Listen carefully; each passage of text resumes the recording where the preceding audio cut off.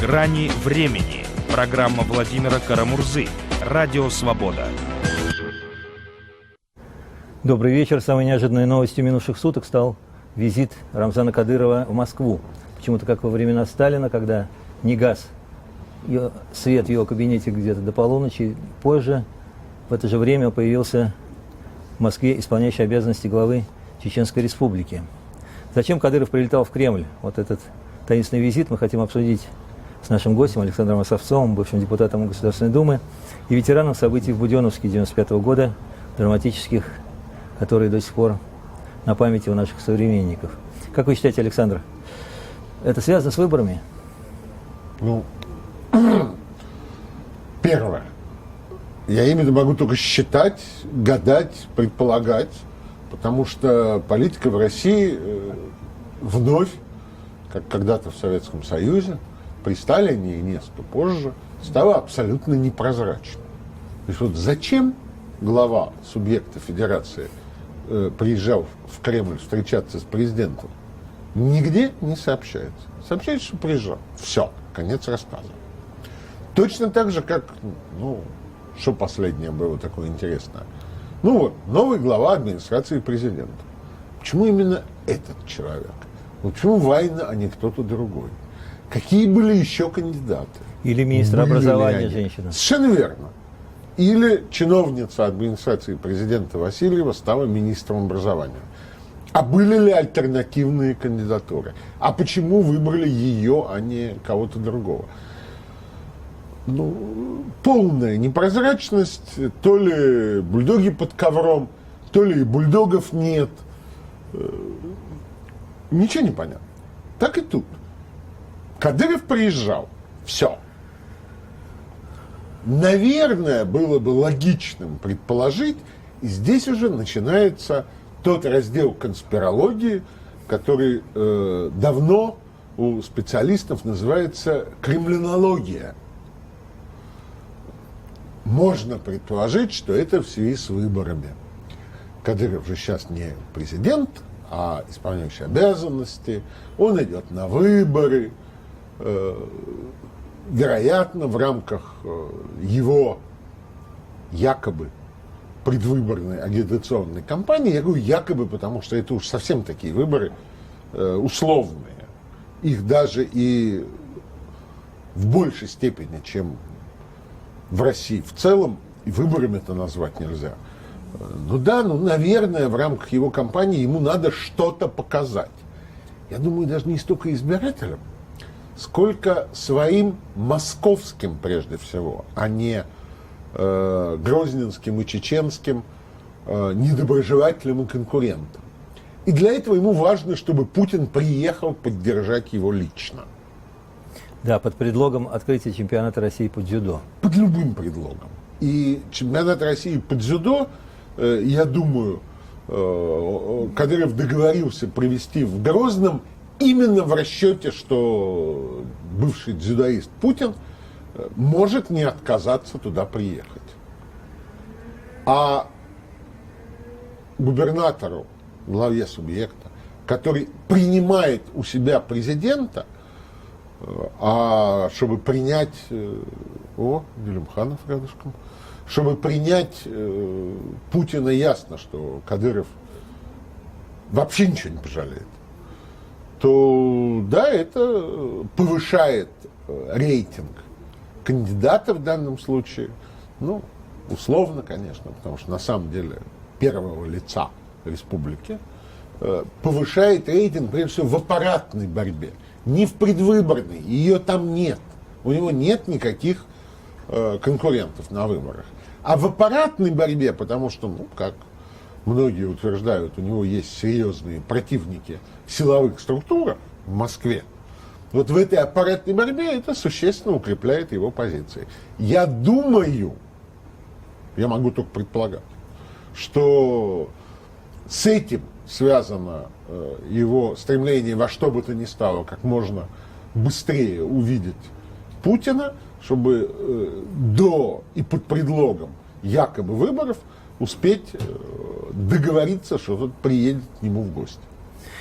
А вот во времена вашего пребывания в Чечне, вот, например, в начале Первой Чеченской войны, какой репутацией вообще пользовался клан Кадыровых? А в те времена это был не больно-то заметный клан. Подростков, ему, по-моему, было лет 16, что ли. Рамзана, в общем, мало кто знал. Да, у него еще старший брат тогда был жив. Старший брат был жив, да. Тоже не бог весть, какая была значительная персона. И для Кадырова, вот я, например, помню, было крайне важно постоянно крутиться вокруг Басаева, чтобы все видели, что он к нему достаточно близок, и он всегда старался с ним фотографироваться. Для Ахмада Хаджи Кадырова? Нет, для Рамзана, да? Уже? Да.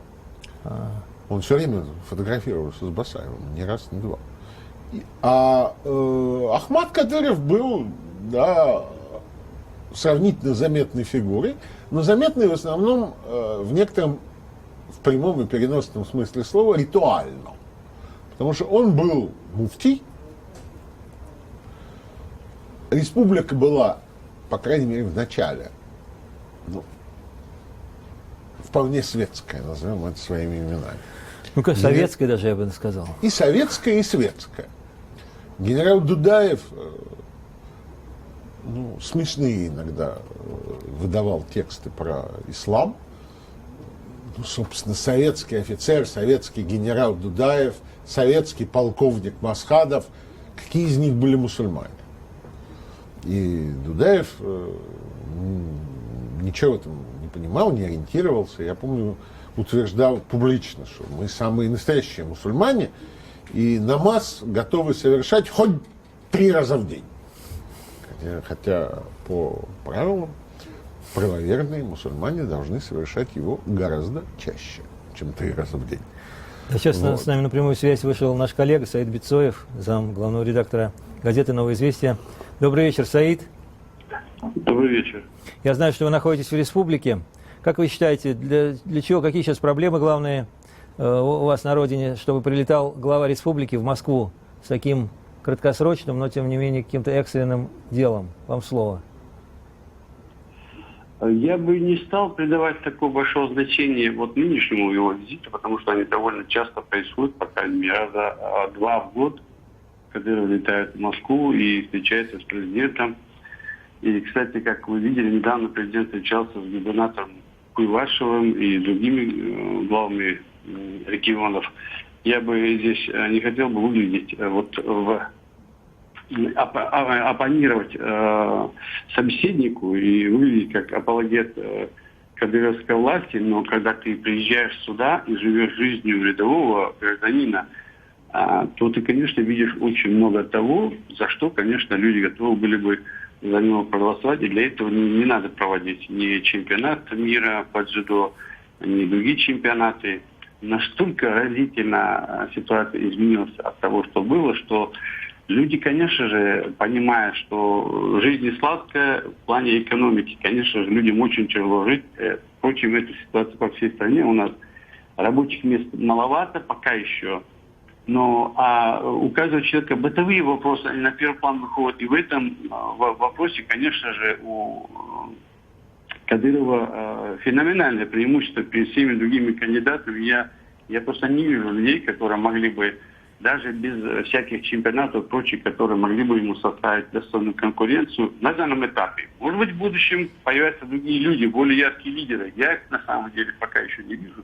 Поэтому здесь обстановка очень спокойная, очень хорошие ровные дороги, исключительно чистый город. Я сам даже подумал, может быть, мне вернуться в Грозный, только здесь хорошо. Но, опять же, это не имеет отношения к тому, что рабочие места создаются пока еще не так активно, как бы людям хотелось, и не все вопросы решены настолько хорошо, что у всех такое радужное настроение вовсе нет. Есть очень много проблем, и по этому поводу люди и на улицах, и в разговорах высказываются, и критикуют порой, и довольно объективно критикуют. Поэтому ситуация не безнадежная, но вполне приличная. А как, по-вашему, Саид, ушла ли в прошлое практика захвата заложников, похищения людей, исчезновений? Владимир, вы знаете, когда происходит задержание или арест людей, которые имеют отношение к незаконным бывшим военным формированиям, или же они уходят в лес, примыкают к каким-то группировкам радикальным, то это как раз квалифицируется нашими правозащитниками, многими московскими, российскими, как похищение людей, как пытки, как еще что-то.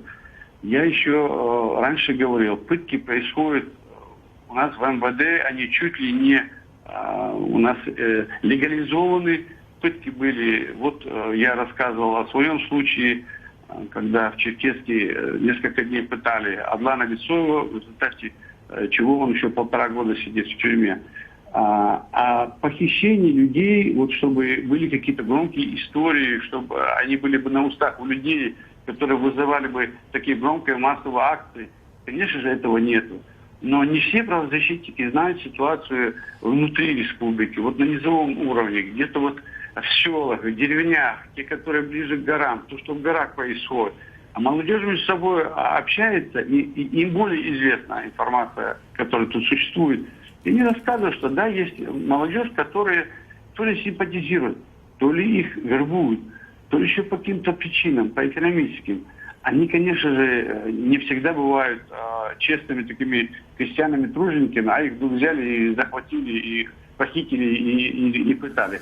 Вовсе нет, ситуация более сложная. И в 2-3 словах этого не расскажешь. Но на самом деле картина более чем спокойна. Вот в последнее время, по крайней мере, вот подобных фактов я не слышал. Спасибо, Стоит. Оставайтесь пока на связи. Тогда, Александр, вопрос. А вы знаете, что как-нибудь, может быть, полегче стала ситуация с похищениями, исчезновениями чеченцев? Ну, я последние годы тщательно не мониторю этот процесс, но, как и многие, что-то вижу, что-то слышу, что-то читаю. И если мне, с одной стороны, уважаемый мною собеседник, не верить словам которого у меня нет оснований, говорит, что случаи пыток, однако, бывают, хотя вот несколько не на том уровне, то у меня прежде всего 2 вопроса. Вопрос первый.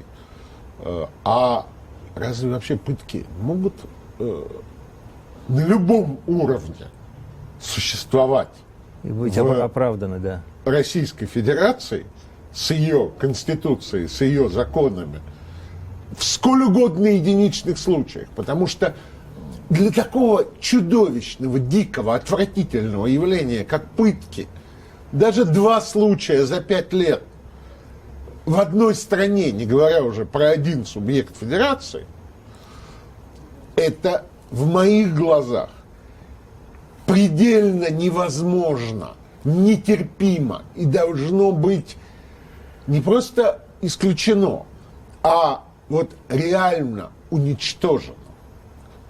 И как явление. И ответственность должны понести все должностные лица, начиная с главы республики. Тем более он генерал, насколько я знаю, внутренней службы. И второе. Опять же, ни для кого не секрет, что один из самых больших скандалов за последнее время у господина Кадырова был с правозащитником Игорем Каляпиным, членом президентского совета по правам человека, который возглавляет комитет против пыток. Организацию, которая мониторит и составляет доклады именно в этой области. Почему именно эта организация и именно ее руководитель подверглись такому давлению со стороны Кадырова и подчиненных ему силовых структур Чеченской Республики? Я отказываюсь считать, что это случайность. Сейчас у нас на связи Руслан Мартагов, политолог, спецкор газеты «Северный Кавказ». Добрый вечер, Руслан. Здравствуйте. Да, Руслан, как по-вашему, почему именно с Игорем Каляпиным у чеченского нынешнего режима наибольший конфликт, хотя он возглавляет комитет против пыток, от которых сами же высшие должностные лица открещиваются всячески? Вам слово. Это объясняется очень легко. Это всеобщая тенденция уже по России, не только по Чечне, когда правоохранители, этих работников неправительственных организаций присутствует везде уже.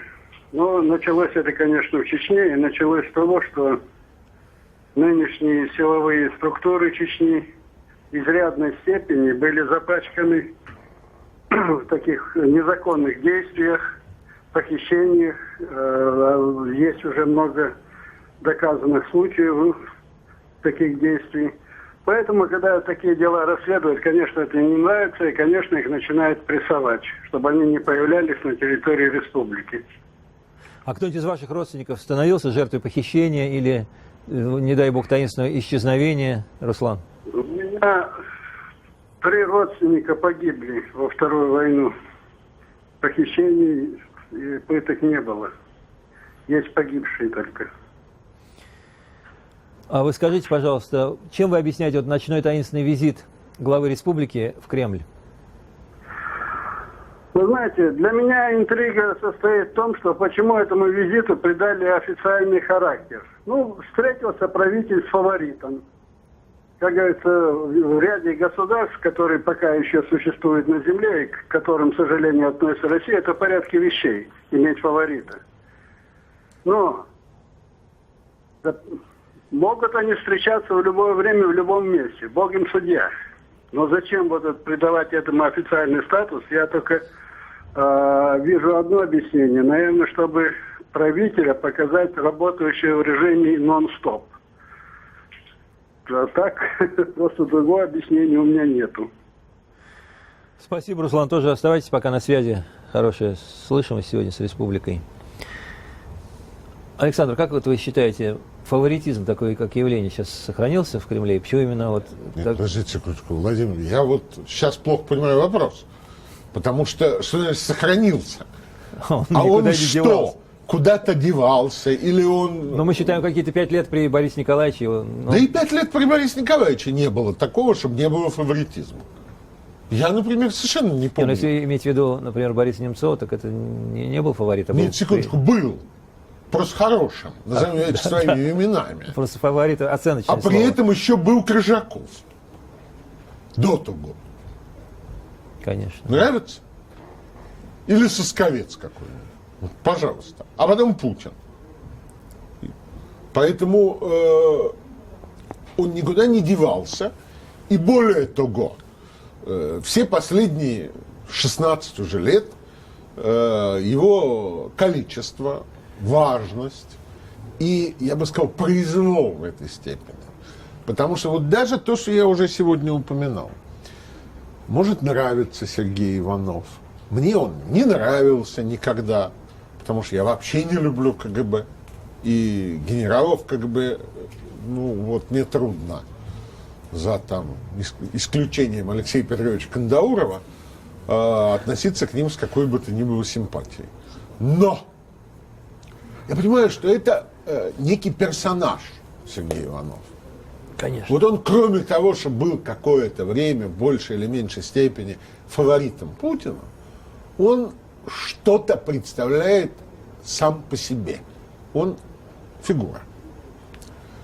Даже Медведев, ну уже просто по сложному списку, какой бы он ни был смешной, как бы он ни ляпал все время какие-то дикие глупости, многие даже считают, что он специально, нарочно играет роль клоуна, как Хрущев играл ее при Сталине, чтобы обезопасить себя от Отвести подозрения. рисков. Да. Может и так. Ну, Медведев, бывший президент, премьер-министр. А тут вдруг, извините, война. Он вообще кто такой? Кроме того, что Путин решил его назначить. Вообще никто. И звать никак. Изобретатель носкопа. Практически шаман. Де-факто. В соответствии с реалиями российской политики, он на сегодняшний день второе лицо в государстве. Потому что реально глава администрации второе лицо. Конечно. Вот он больше никто. Кроме того, что он понравился Путину. Вы говорите, существуют ли еще фавориты? Да кроме фаворитов уже никого не осталось. Саиду Бесоеву вопрос. А каковы сейчас главные экономические проблемы в республике, Саид? Владимир Владимир, с вашего разрешения, я бы коротко ответил на два вопроса, которые мне задал Александр. Во-первых, по поводу пыток я полностью солидаризуюсь. Ни в коей мере, ни в каком регионе не должно быть никаких пыток. Я, наверное, неправильно выразился.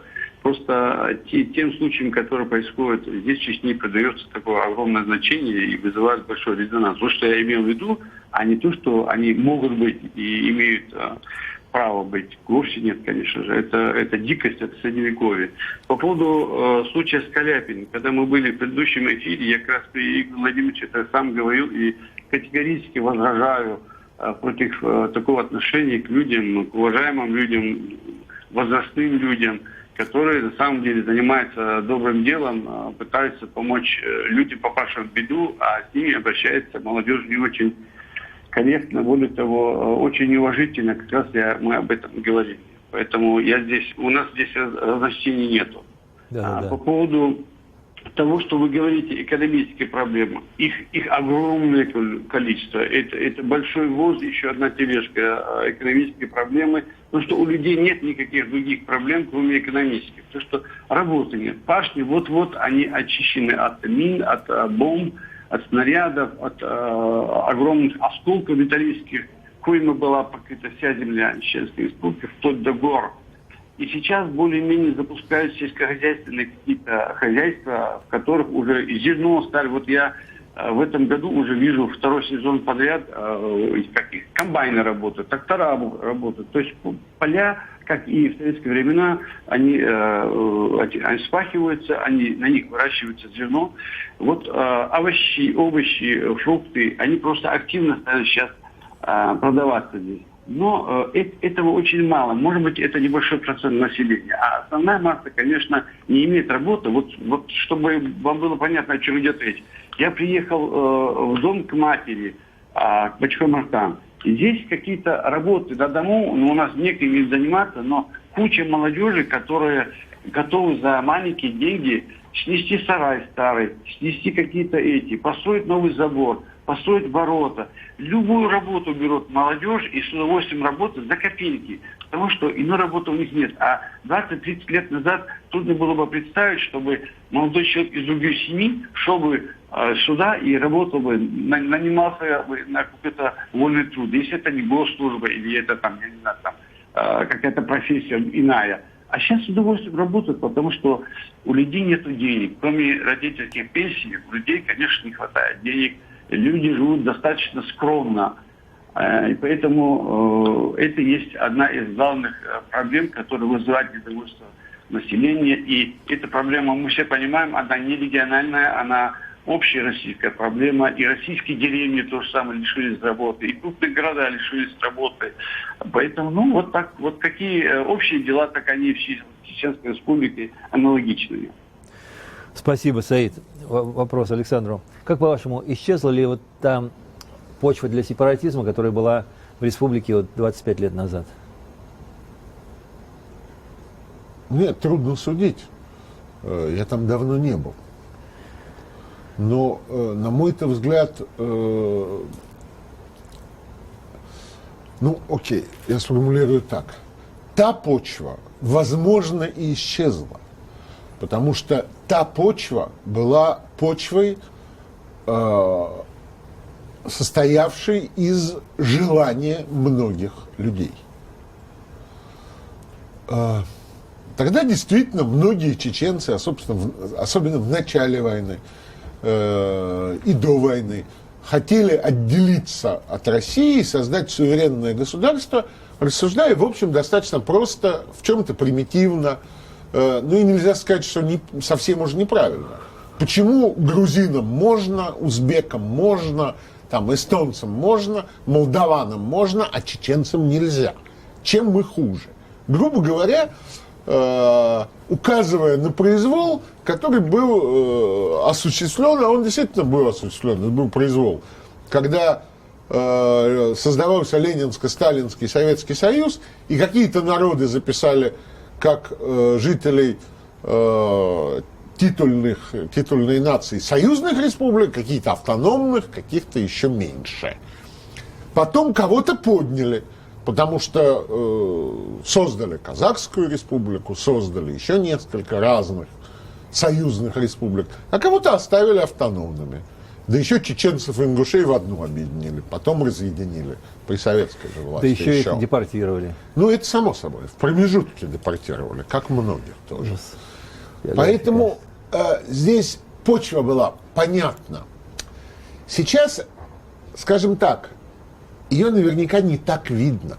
Прежде всего потому, что сейчас там, насколько я могу судить отсюда, не видно вообще никого, кроме Кадырова и тех, кто объясняется ему в любви. А если даже что-то скажет не так, то потом его заставят извиниться и все равно объясниться в любви. Но, назовем вещи своими именами, лояльность народа, основанная на лояльности одного человека, недорого стоит. Потому что как только этот человек меняет позицию, сразу меняется и весь тренд. Посмотрите, когда Путин утверждал, что Эрдоган вонзил ему нож в спину или какие-то такие слова, то вся российская политика носила откровенно антитурецкий характер. Когда у Путина возникли с Эрдоганом какие-то общие темы и гораздо более высокий уровень взаимопонимания, Турция опять стала другом Российской Федерации. А народ при этом, он что, хуже стал относиться к Турции, когда было запрещено ездить туда на курорты, турецкие товары попали под запрет? Да вовсе нет. Народ как нормально относился к туркам и к Турции, так и продолжал. То же самое может случиться здесь. Назовем вещи, опять же, своими именами. Есть все основания полагать, что лояльность Кадырова покупается огромными бюджетными федеральными субвенциями и другими финансовыми ресурсами, которыми он распоряжается самопроизвольно, вот как он хочет. Если только не будет этих денег, он может немедленно объявить, что Путин вонзил ему нож в спину или вытащил кошелек из кармана. И все. Всей лояльности и всему отсутствию сепаратизма немедленно придет конец. И сепаратизм станет гораздо более фундированным трендом, чем в 93-м, 94-м, 95-м. Вопрос Руслану Мартагову. Как, по-вашему, не ошибается ли Кремль, делая вновь ставку на Рамзана Кадырова, или просто в республике не осталось никакой внятной альтернативы ему? Ну, знаете, когда среди 140 миллионов населения России говорят, а кто кроме Путина, это всегда бывает смешно. Тогда смешно, когда говорят, а кто кроме Кадырова. Понимаете? До Кадырова жили, после Кадырова будут жить. Суть не в этом. Дело в том, что Россия, в лице ее власти, не Россия, а власть России, сделала то, что никогда не было в чеченском обществе. Она поставила одного человека над всеми и наделила его неограниченными полномочиями, по факту. Да, и причем... Ну, на сегодняшний день это все работает, это все происходят какие-то эти действия, которые встречи, там, открытие заводов, все такое, значит, песни. Но вот всем интересно, что будет, когда не будет Путина. Или что будет, когда вдруг Путин по-другому посмотрит на Кадырова. Самое страшное, что в этом случае будет страдать не Кадыров, а будет страдать чеченский народ, как он в эти две войны страдал. Вот этого следует опасаться. И все это зависит от воли одного-двух человек. Понимаете, вот как хотят, так и играют. Спасибо, Руслан. Вы как считаете, Александр, опасно ли то, что вот так, что ли, безальтернативно развивается политическая ситуация в Чеченской Республике? Я, собственно, об этом и говорил вот в своей предыдущей реплике. Это не просто опасно, потому что опасность все-таки это такое вероятностное по смыслу слово. А это политика, которая сейчас там имеет место быть, она чревата и почти с неизбежностью приведет или к большим проблемам, или хуже, к очередной катастрофе. Потому что, вот я уже сказал, что более чем вероятно, что если не будет нужного количества денег, того количества денег, которое Рамзан Кадыров считает для себя достаточным, а вот тут звучали слова, что в республике многое налаживается. Наверняка это так, это и по картинкам видно, и люди многие говорят, в том числе не поклонники нынешней власти вообще, и Кадырова в частности.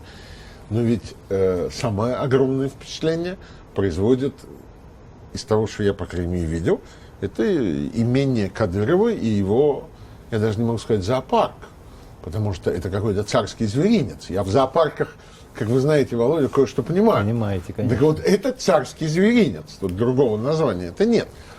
И ввиду того, что я что-то понимаю в зоопарках, в животных, знаю цены на них самих, на их содержание, послушайте, это невозможно содержать не то, что на зарплату главы администрации субъекта федерации. Я думаю, что расходы на личное поместье господина Кадырова сопоставимы со всеми расходами там, на образование и на медицину во всей республике. Ну так, на глаз.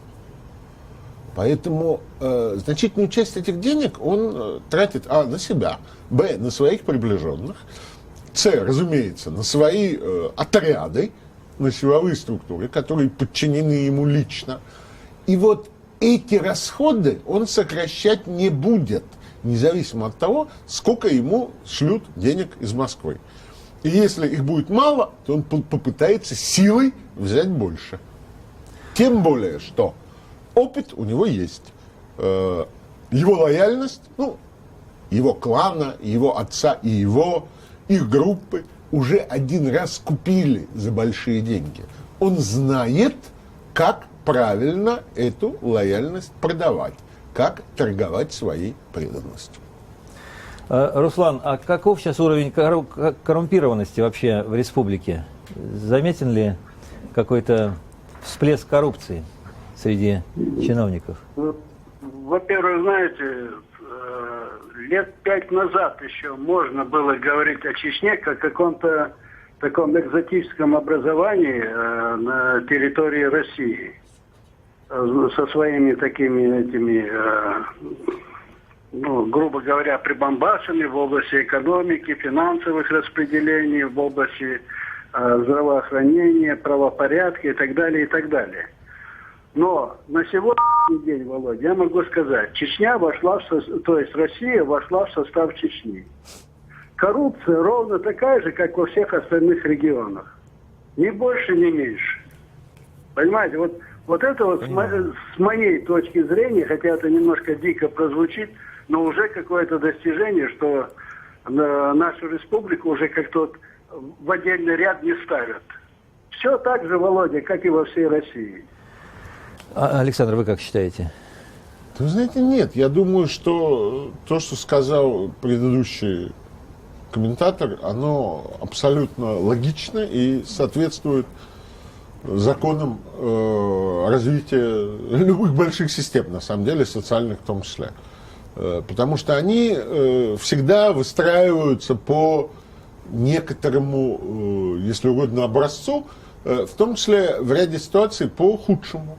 Это же известно, что если в трудовом коллективе, не в очень большом, в таком, где люди друг друга видят, там в одном цехе, например, кто-то работает хуже всех, и к нему не принимается никаких мер, то в исторически короткий срок все остальные начнут работать с тем же качеством, что и этот худший. Так и тут.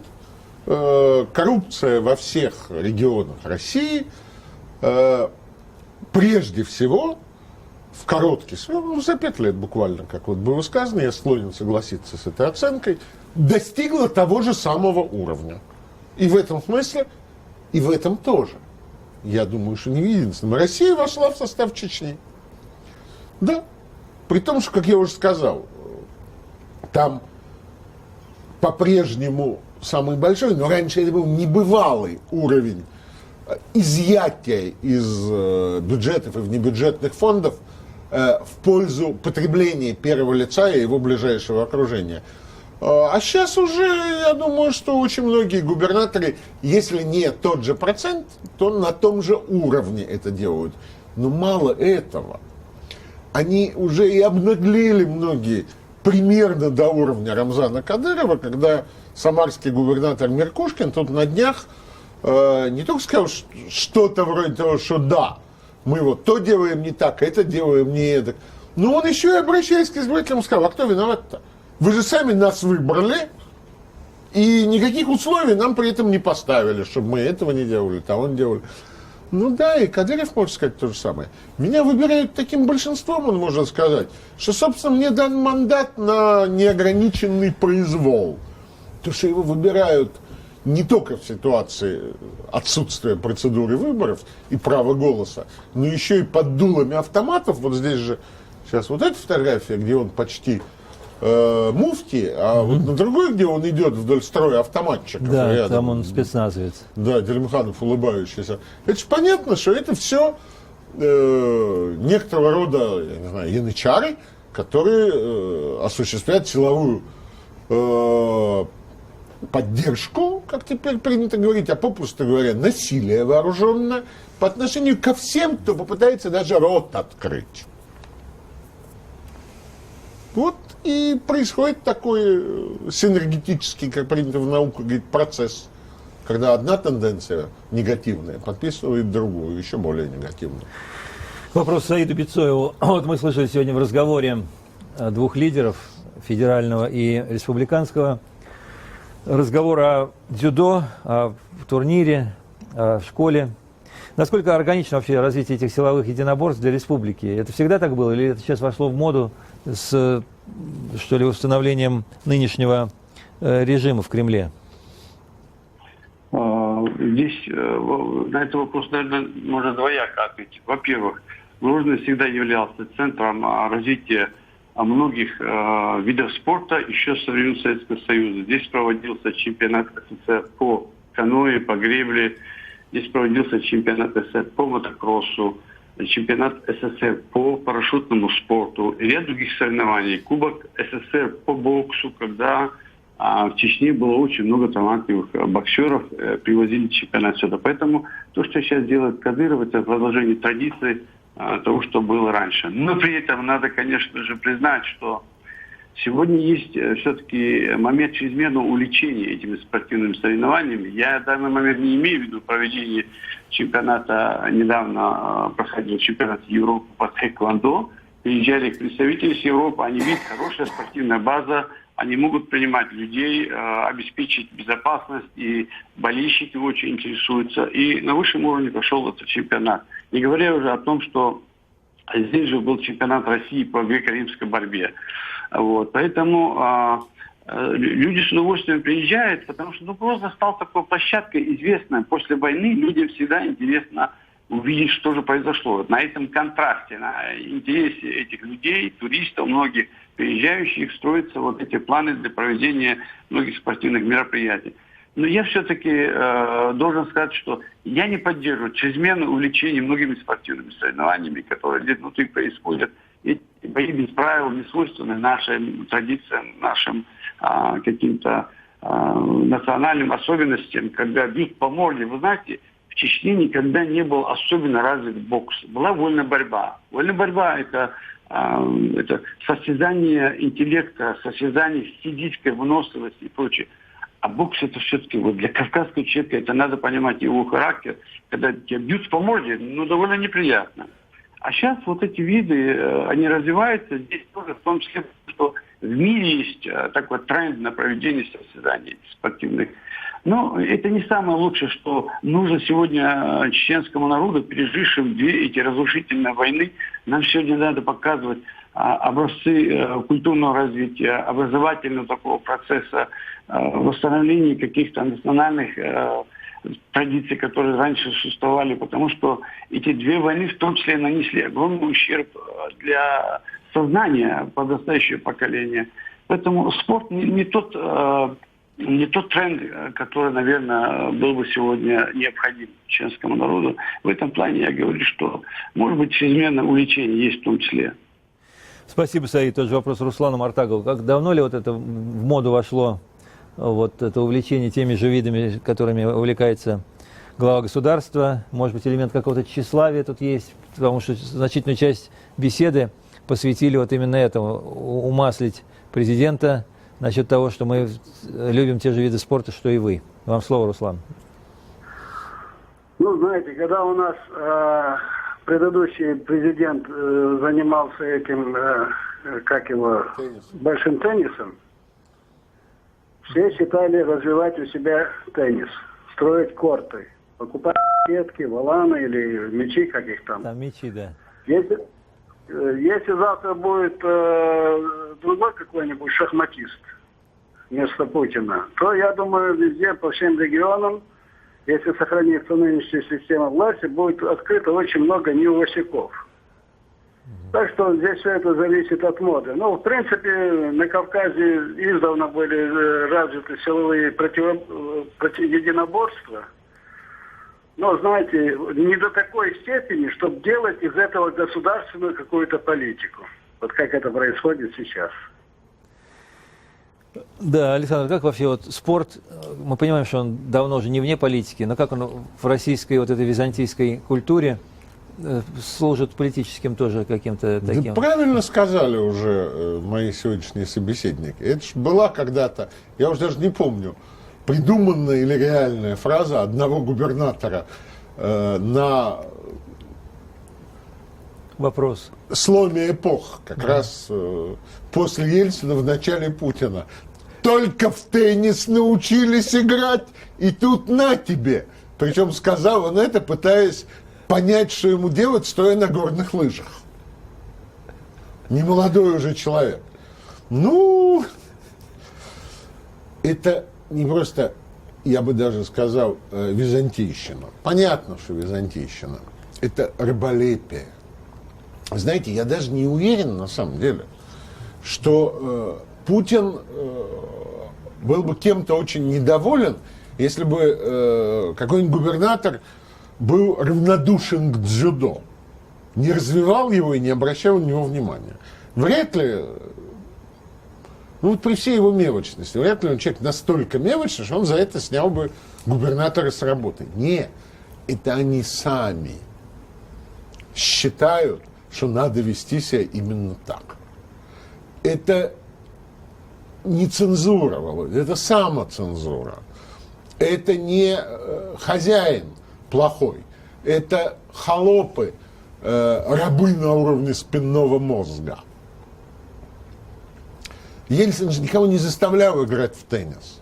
Они же сами рвались играть в теннис вообще и сыграть в теннис обязательно с Борисом Николаевичем. Это же было, вот как сегодня уже мы выдвигали версии, почему встреча в 12 часов ночи или около того попала в СМИ. Ну, ясно, потому что, ну, я думаю, в первую очередь Кадырову нужно было, чтобы она туда попала, чтобы все узнали, что его президент принимает решение независимо ни от каких графиков, хоть даже ночью, но обязательно примет. Вот это из той же области. Абсолютно. Это не политика, это придворные интриги. И дзюдо стало одной из этих дешевых придворных интриг. Они еще и сподобятся турнир по дзюдо между высшими чиновниками провести. Кто победит? Вспомните большую шляпу какую-нибудь. Другое дело, что теннис, он в смысле травматизма как-то так вот помягче, и последствия проигрыша. Не столь болезненное. Ну да, вы нашли правильную формулировку, спасибо. Но я думаю, что если еще вот несколько лет в таком же духе, то даже 70-летние губернаторы готовы будут рискнуть. Саиду Бицоеву вопрос. Вот приближаются выборы. Насколько соблюден вообще политический плюрализм в республике, если можно о нем говорить? Есть ли эфирное время у оппозиции? Будут ли какие-нибудь дебаты? Или все это настолько 99%, что даже уже и говорить не о чем? Вам слово, Саид. Владимир, ну, конечно, было бы, наверное, неправильно говорить о том, что нет, вот выборы у нас очень в республике происходят честно, объективно, потому что я на самом деле не очень владею ситуацией, потому что я всего несколько дней, больше недели нахожусь здесь. За это время, конечно, время от времени на телевизоре появляются люди и называют фамилии кандидатов, которые будут участвовать. Ну, вот так, положа руку на сердце, я не могу сказать, что среди них есть такие сильные лидеры, а такие вокруг Кадырова в том числе есть. Те, которые могли бы действительно стать такой объективной такой реальностью, как возможный кандидат на пост главы республики.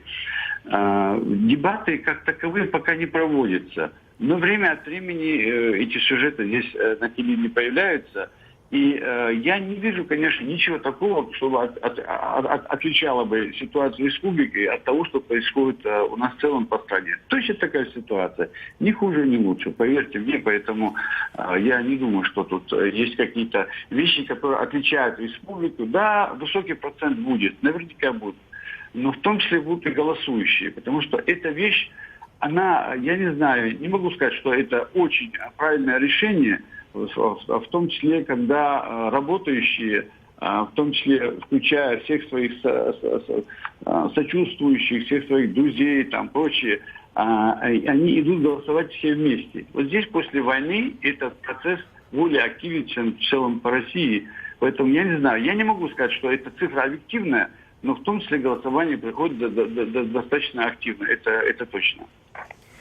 Руслану Мартагову вопрос. Как, по-вашему, вообще вся внутренняя какая-то оппозиция выдавлена в политическое изгнание? Или какие-то еще могут быть альтернативные точки зрения даже в политическом классе самой республики, как вы считаете? Никаких альтернативных точек зрения здесь в республике не может быть.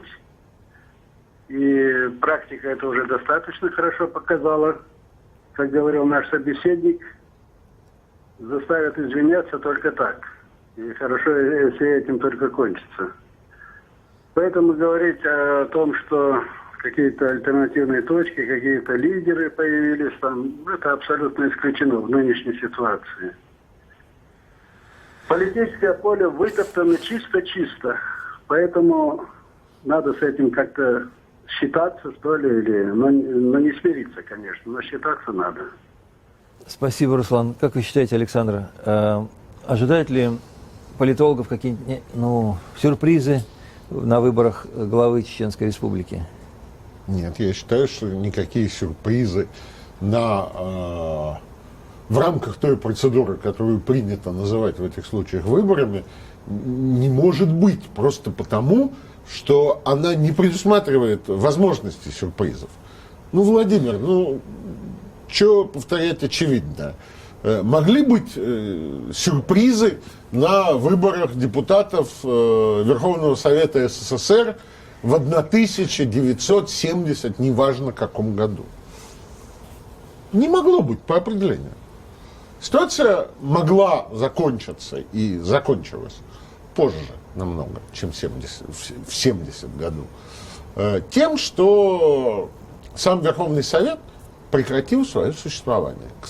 К счастью или к сожалению, вот президент Путин считает, что это величайшая геополитическая катастрофа, вместе с СССР, вместе со страной. Значит, я надеюсь, что сюрпризы в России, в Чеченской Республике в том числе, могут приключиться и без развала и исчезновения страны. Очень надеюсь. Но то, что это не может, уже не может случиться в рамках вот этих вот процедур, которые они называют якобы выборами, для меня очевидно. Саид, а как по-вашему, как можно вообще, может быть, подвести промежуточный итог вот этому правлению клана Кадыровых после окончания Второй Чеченской войны? С каким знаком можно его оценить, хотя бы, может быть, социальные последствия?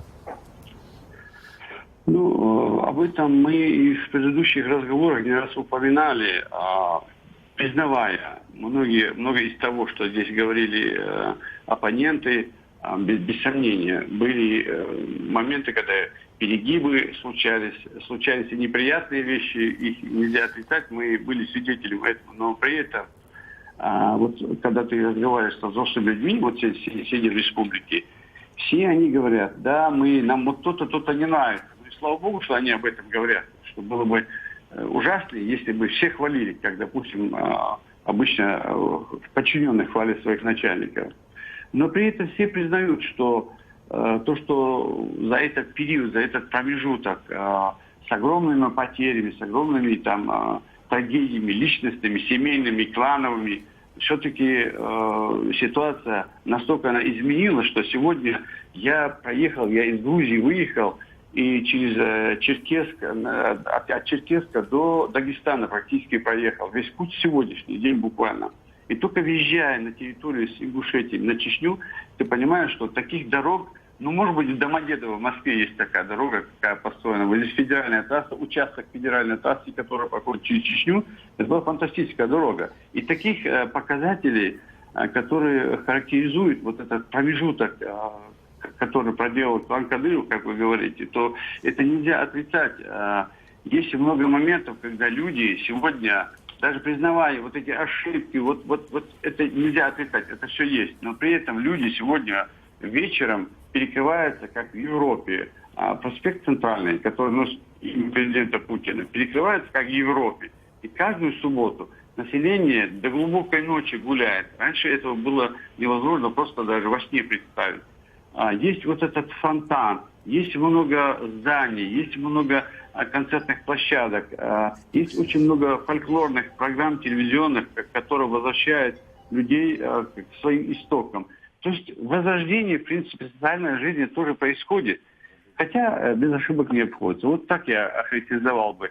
Люди очень довольны тем, что криминал самый низкий в Чечне по всей России. Кадырову удалось прекратить вековую беду и трагедию чеченского народа, как кража невест. Сейчас никого не крадут. Спасибо большое, Саид. Ну что ж, я так понимаю, что перед республикой стоят те же проблемы, что перед другими субъектами федерации. Мы будем следить за ходом событий в ней и за ходом предвыборной кампании. Так что не всегда социальная тишина – залог стабильности. Ну а на Радио Свобода звучала программа «Грани времени». У микрофона работал Владимир Карамурза-старший, редактор программы Антон Смирнов, продюсер Дмитрий Налитов и Михаил Косторов.